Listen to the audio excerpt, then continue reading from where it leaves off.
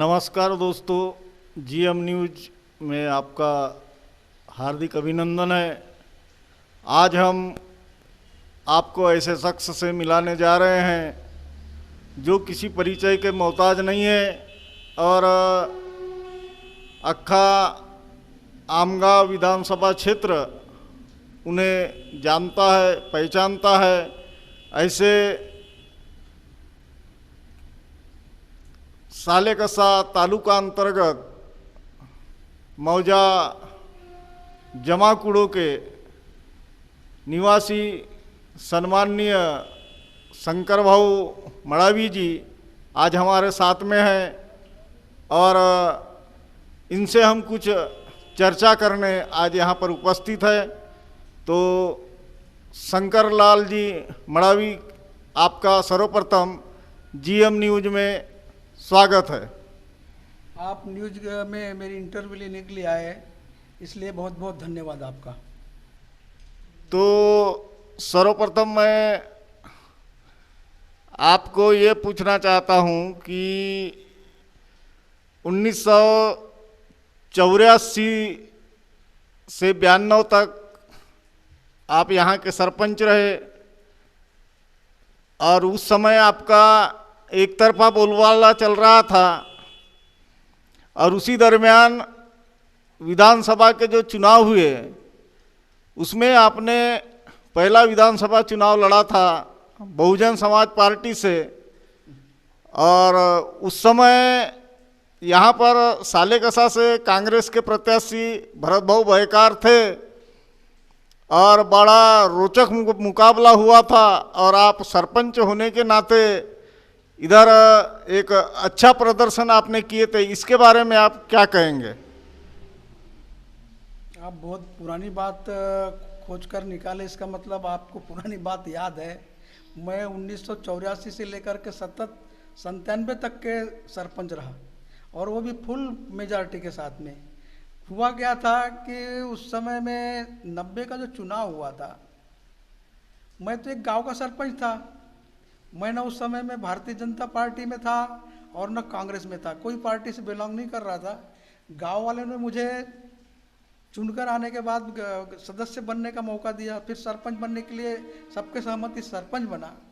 90 में जब विधानसभा के चुनाव हुए, हमारे बीच एक उपसरपंच थे, हमारे वरिष्ठ थे, दयाराम जी परते करके।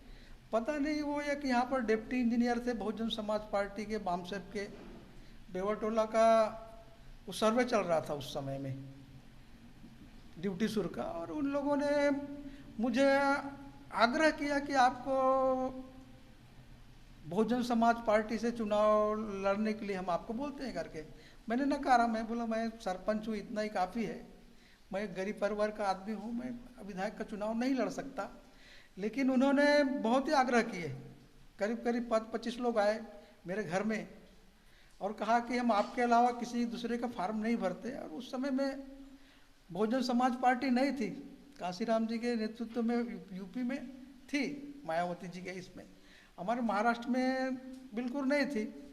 और मैं भी उस समय में नया था, करीब 25-30 साल की मेरी उम्र थी और सभी लोगों ने बोला तो मैंने हाँ कर दिया। और ये नतीजा हुआ कि भरत भाऊ मेरे को समझाने के लिए लोगों को भेजे, चुनाव मत लड़ो करके। तो मैं बोला सभी लोग कार्यकर्ता बोलेंगे तो मैं नहीं लड़ता, कार्यकर्ता बोलेंगे तो लड़ूंगा। तो उस समय में आज जिस प्रकार से यहाँ पर 8 बूथ हैं, उस समय में 6 बूथ थे इस परिसर में, 3 ग्राम पंचायत के। और 6 बूथ में रिजल्ट ऐसा आया था कि उस समय में एक तरफा कांग्रेस को वोटिंग होती थी, भारतीय जनता पार्टी को बमुश्किल कहीं 2-4-10 वोट मिलते थे। लेकिन उस समय जब मैं बीएसपी से चुनाव लड़ा था तो ये 6 के 6 बूथ में मेरे को एक तरफा 99% वोटिंग थी।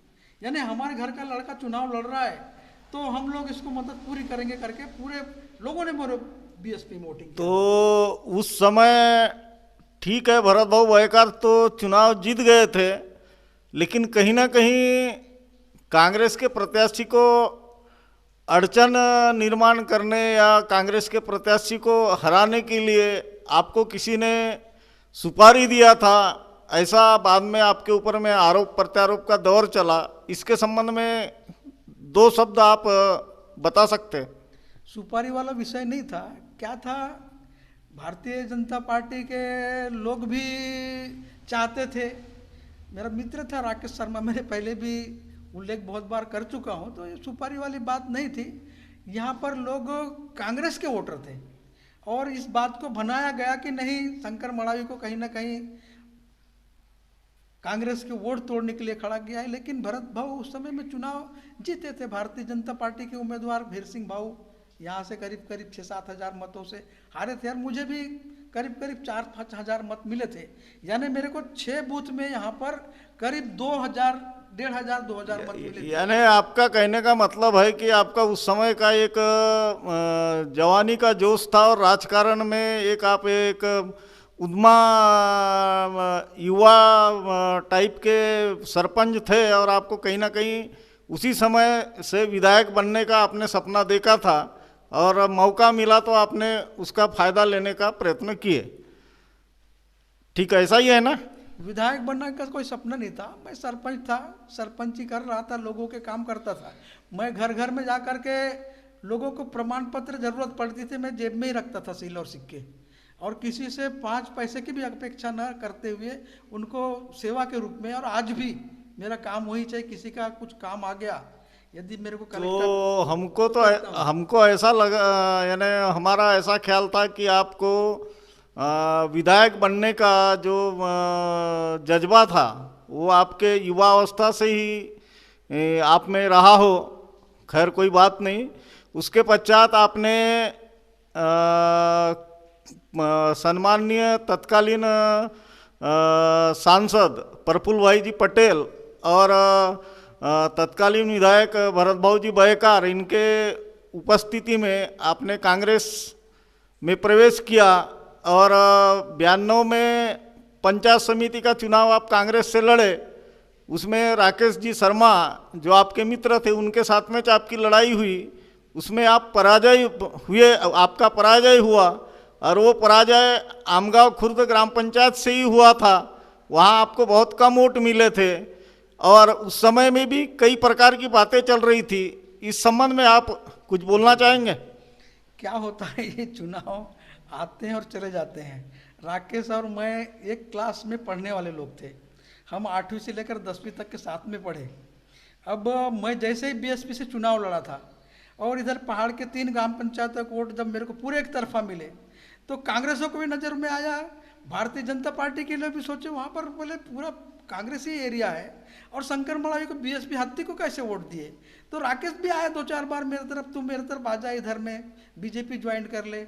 प्रफुल्ल भाई का ऑफर आया उधर से, तो मैं उस समय में डिसीजन खुद नहीं लेता था, मेरे कार्यकर्ता जो बोलते थे उनको बुलाता था, 10 कार्यकर्ताओं को, और अपन क्या करना है बताओ। सभी कार्यकर्ताओं ने बोले कि अभी तक तो आप ना बीजेपी में थे ना कांग्रेस में थे, तो आप कांग्रेस के इधर के मतदार हैं, आप कांग्रेस में ज्वाइन कर लो करके हमारे जो गुरु बताया दयाराम जी परते, उन्होंने निर्णय लिया। प्रफुल्ल भाई यहाँ पर 1991 में आए और मेरे को यहाँ दरेगसा में आकर के हार पहनाया, और मेरे साथ में जाकर के विठोबा खोटोले के पान ठेले में पान भी खाया, मेरे गले में हाथ डाल करके। खोटोले भी बड़ा खुश हो गया कि शंकर मड़ावी के साथ में प्रफुल्ल भाई मेरे पान ठेले में पान खाए करके। तो ऐसा मेरा कांग्रेस में प्रवेश हुआ, और 1992 में प्रफुल्ल भाई ने मुझे पंचायत समिति की यहाँ से टिकट दी, भारतीय जनता पार्टी से राकेश को टिकट मिली। और उस समय का भी चुनाव तेरे को मालूम है, शायद तू ख्याल है कि नहीं है, तो बड़ा रोचक हुआ था। पहाड़ के ऊपर मैं एक तरफा चलता था, और पहाड़ के नीचे में एक तरफा राकेश चलता था। उस समय में काहली, ये निम्बा, ये सालेकसा, आमगांव खुर्द में कांग्रेसी भी वोट थे और भारतीय जनता पार्टी के भी वोट थे, लेकिन वहाँ से क्रॉस वोट हुआ। एक वोट जो मेरे साथ में बाइक खड़ी हुई थी उसको मिला, और दूसरा वोट राकेश शर्मा को बीजेपी में दिया। तो क्रॉस वोट कौन करता है भैया? क्रॉस वोट पढ़ा लिखा आदमी करता है। तो थोड़ी सी नाराजगी आई थी उस समय में, चलो जो हो गया, उस समय की जो बात है, तो वो जो 90 में आपने जो चुनाव लड़ा था, वो कहीं ना कहीं बातें कांग्रेसियों के दिमाग में खल रही थी, और इसलिए ऐसा हुआ, ऐसी उस वक्त चर्चा थी। और उसके पश्चात आपने 1997 के जो जिला परिषद पंचायत समिति के चुनाव हुए उस समय आपको कांग्रेस ने टिकट दिया और आपने भाजपा के लाल सिंह कोड़ापे को लंबे मतों से पराजित किया था। उस समय में एक तरफा कांग्रेस जीती थी और पूरा कांग्रेसमय वातावरण था। उस संबंध में आप कुछ बोलेंगे? देखो, समय का दौर चलते रहता है। राकेश हमारे मित्र थे, उन्होंने कहा कि 92 का चुनाव मेरे से तू हारा है, बोले 97 में यहाँ पर जिला परिषद क्यों लड़ रहा है, पंचायत समिति भी रिजर्व है, पंचायत समिति चुनाव लड़ ले। लेकिन मैं जब भी कुछ निर्णय लेता हूँ तो मैं जिला परिषद, उस समय 20 ग्राम पंचायत था, उसमें 2 ही जिला परिषद सर्कल थे, आज 4 हो चुके हैं। 20 ग्राम पंचायतों के सर्कल में मैं पहले सर्वे करने खुद ही निकला। मेरे पास कोई सुविधा नहीं थी, व्यवस्था नहीं थी, मेरे पास में बड़े मुश्किल से एक आधा छोटी वाली मोटरसाइकिल थी, उससे निकला और सारे अपने मित्रों से मिला। मैं बोला कैसा चुनाव लड़ने की, जिला परिषद लड़े कि पंचायत समिति? सारे मित्रों ने कहा अब जिला परिषद लड़ो। और वहाँ पर अक्खा भारतीय जनता पार्टी की इतनी वोटिंग होती थी वहाँ पर कि 65 से 70% वाले गांव थे पूरे, झालिया से लेकर के तो ये सोनपुरी, रोंडा, इधर पौड़ दोनों पांडरी तक के। लेकिन वहाँ भी मेरे को अच्छा मतदान हुआ पंजे में। उस समय मैं कांग्रेस में था, तो कहीं ना कहीं मुझे व्यक्तिगत वोट उस समय भी मिले थे और उसी प्रकार से 90 में भी मेरे को व्यक्तिगत मिले थे। और तुम सामने आने वाले हो बात पे, 2009 में जो चुनाव लड़ा मैं जो 18,000 मतें लिया, ये मेरे व्यक्तिगत संबंध के वोट थे। मैंने 1 रुपया भी नहीं बांटा था किसी बूथ पे, उसके बावजूद भी 18,000 मैंने मत लिया था। आज समय बदल चुका है, पार्टी यदि हमारे पर विश्वास करती है तो पार्टी को भी उसका फायदा आज मिल सकता है। उस समय आप संयुक्त भंडारा गोंदिया जिला के जिला परिषद अध्यक्ष बनते बनते हुक गए, टास में आप चुनाव हारे। उस समय आपको कैसा महसूस बोलो? आपको सारी जानकारी है, मैं सरपंच बना कब, मैं बीएसपी से विधानसभा कब लड़ा, पंचायत समिति कब हारा। उस समय क्या था कि जिला परिषद में जब चुन के गए हम लोग, यहाँ पंचायत समिति साले का समय तो भारतीय जनता पार्टी के टोटल लोग हार गए थे, यानी 4 पंचायत समिति चारों हारी थी, 2 जिला परिषद 2, यानी 6/0 हो गया था। कांग्रेस 6 की 6 सीटें जीती थी। और उस समय भरत भाऊ के नेतृत्व में हम लोग चुनाव लड़े थे, नारायण भाऊ जी भी थे। और यहाँ पर महाराष्ट्र में शिवसेना और बीजेपी की सरकार थी, मनोहर राव जी यहाँ के मुख्यमंत्री थे। और उस समय जो जिला परिषद का कार्यकाल 1 साल का हुआ करता था, इन्होंने चेंज किए थे। जिस प्रकार से भी 2.5 साल में सभापति, अध्यक्ष, उपाध्यक्ष बदलते हैं, उस समय में 1 साल का कार्यकाल था। तो हमारे कांग्रेस के उस समय में 29 मेंबर थे 62 में से, कितने? 29। और उनके बीजेपी और शिवसेना के 33 यानी 33 थे। उसके बावजूद भी मेरे जैसा आदमी जब रिजर्वेशन आया आदिवासी अध्यक्ष का, मुझे पक्ष की तरफ से उम्मीदवारी दी। मेरा कहने का मतलब ये है कि जैसे आप टास में अध्यक्ष का चुनाव हारे तो उस समय आपको कैसा महसूस हुआ? मैं वही उसी बात पे जा रहा हूँ कि जैसे ही मुझे टिकट उम्मीदवारी दी गई अध्यक्ष के चुनाव की, मैं 29 में रहते हुए, मेरे साथ में 29 लोग थे, उसके बावजूद भी मेरे को 31 वोट मिले। इस बात का मेरे को खुशी हुई कि जब 29 लोग थे और हमारे 29 रहने के बाद में भी मुझे 31 मिले। धनंजय भाव तुरकर थे उस समय, 29 में से उनको 27 वोट मिले थे, लेकिन मेरे को 31 मिले। और मैं जब 31 दोनों साइड के जब वोट हुए, मुझे भी 31, सामने वाले को भी 31, उधर हड़कंप मच गया। लेकिन मेरे को उस समय में खुशी हुई थी। लेकिन टॉस में जब मैं हारा, मेरे को उतना कोई दुख नहीं था। कहीं ना कहीं मेरे मानने वाले, आज भी दूसरे विपक्ष में भी मेरे को 2 लोग मानने वाले हैं, ऐसा मुझे लगा। चलो ठीक है, आपको ना खुशी हुई ना गम हुआ, क्योंकि आपके 27 वोट थे, आपको ज़्यादा के वोट मिले, यही आपके लिए एक बहुत बड़ी सफलता थी।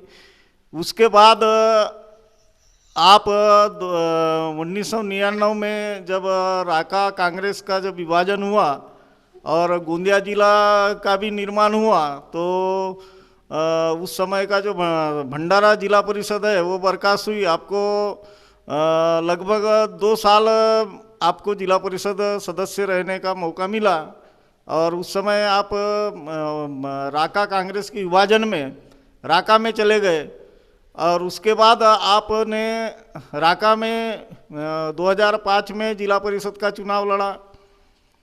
उसके बाद 2009 के विधानसभा चुनाव में आपने स्वतंत्र उम्मीदवार के रूप में विधानसभा का चुनाव लड़ा।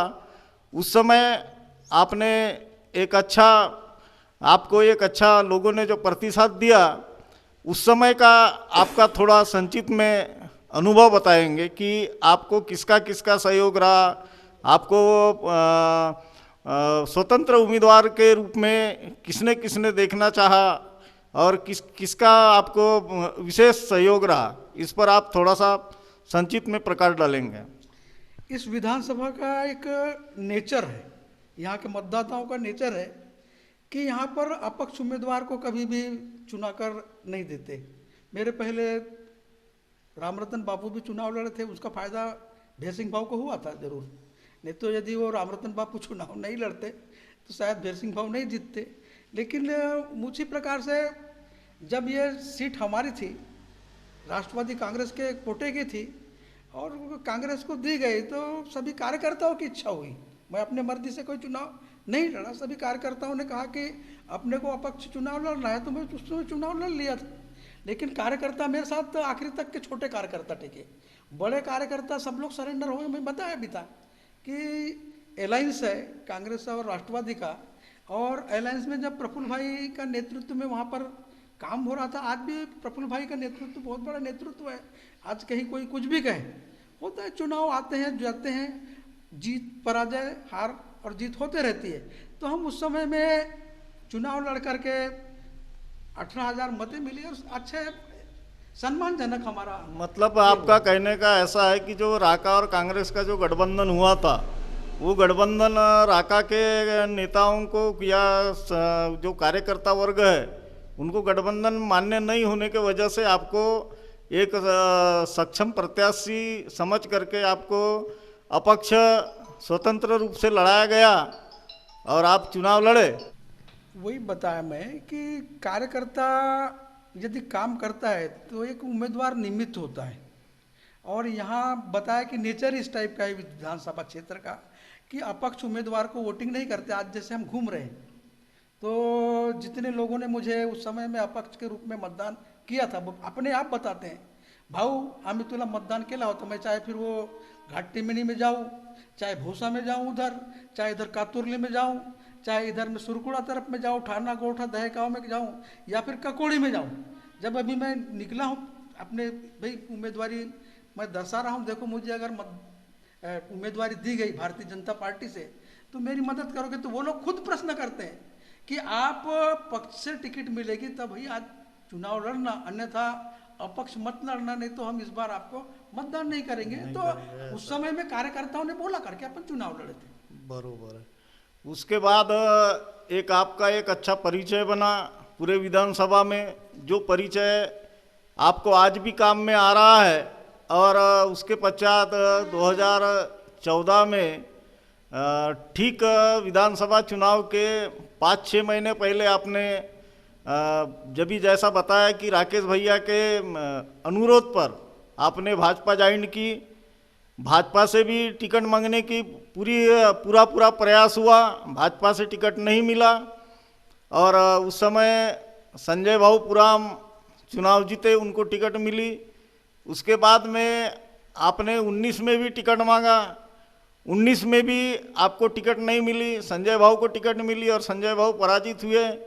तो आज की जो स्थिति है, आज आपको भाजपा में गए पूरे 10 साल पूरे हो चुके हैं, और आज आपका जो पुराना जो लोगों के साथ में जो संबंध है, आपका जो परिचय है, चाहे घाटटिमिनी हो, चाहे ककोड़ी हो, या उधर सुरकुड़ा हो, दहेगांव हो, पूरे विधानसभा क्षेत्र में आपका परिचय है। तो आप जब लोगों के बीच में जाते हो तो आपको क्या ऐसा विश्वास होता है कि जहाँ सर्वे अगर होता है तो सर्वे में आपका नाम चलेगा, ऐसा आपको विश्वास होता है क्या?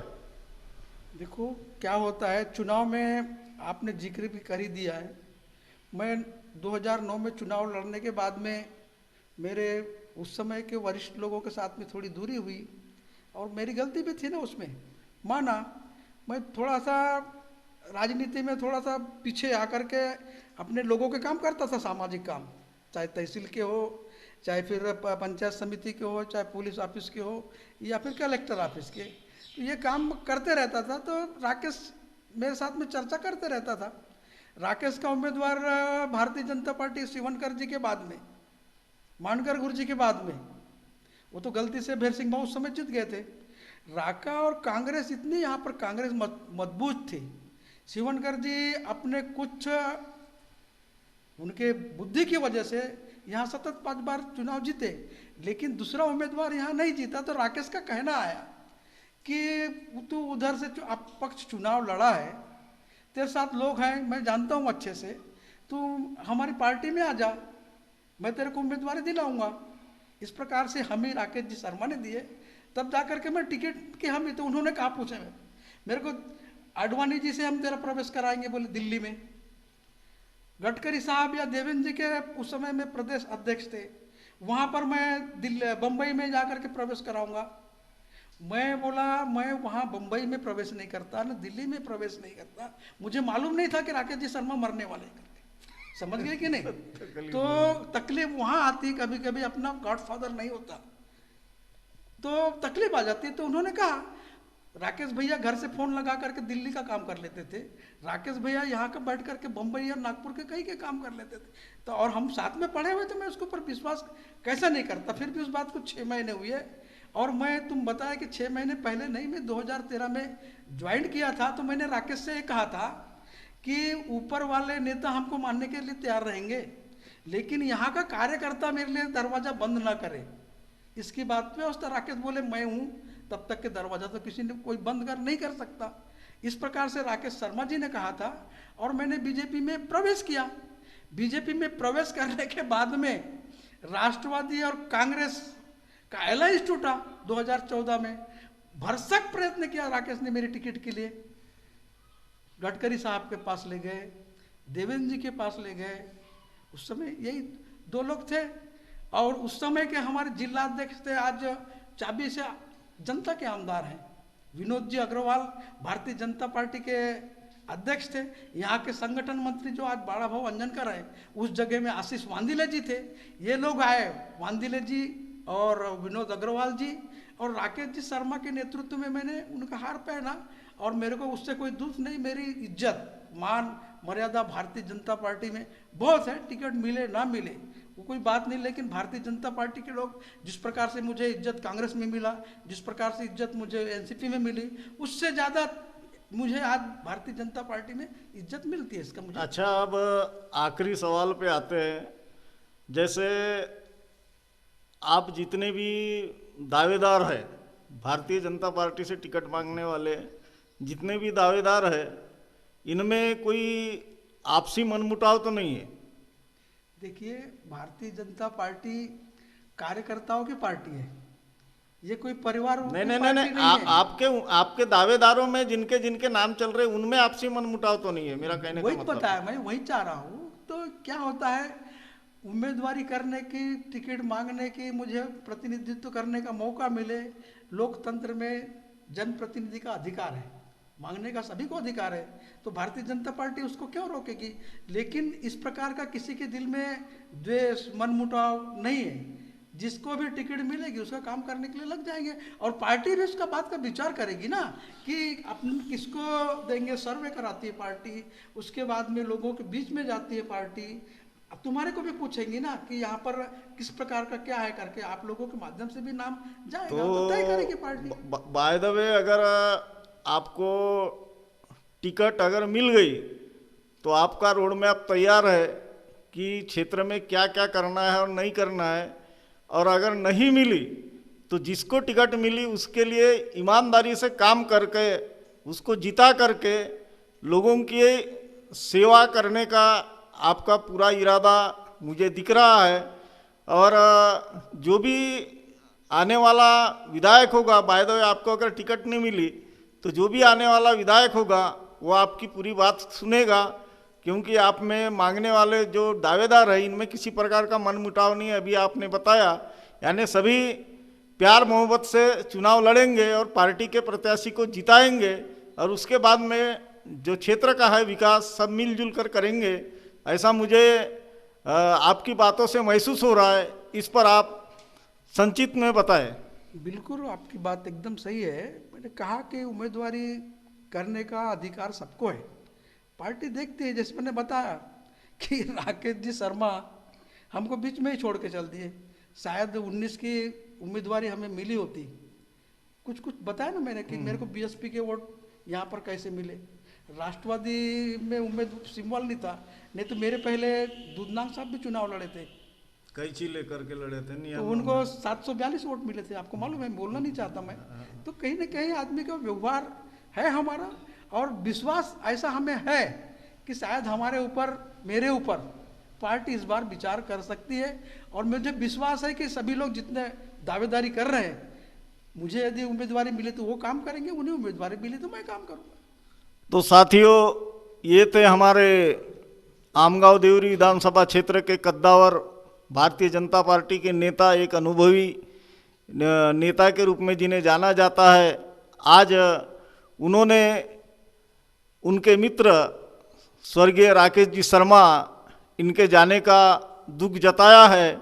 और शायद राकेश भैया आज अगर होते तो इन्हें और टिकट दिलाने में और भी मदद होती, लेकिन टिकट किसी को भी मिले, शंकर लाल जी मड़ावी ईमानदारी से काम करेंगे और विधायक पार्टी का बनने के बाद वे अपने जो सपने हैं, क्षेत्र के विकास के जो काम हैं, वो पार्टी के माध्यम से कराएंगे। आज पार्टी में उनका एक जो जज्बा है और जो पार्टी में उनकी जो जगह है, एक मजबूती के साथ है, ऐसा उन्होंने बताया है।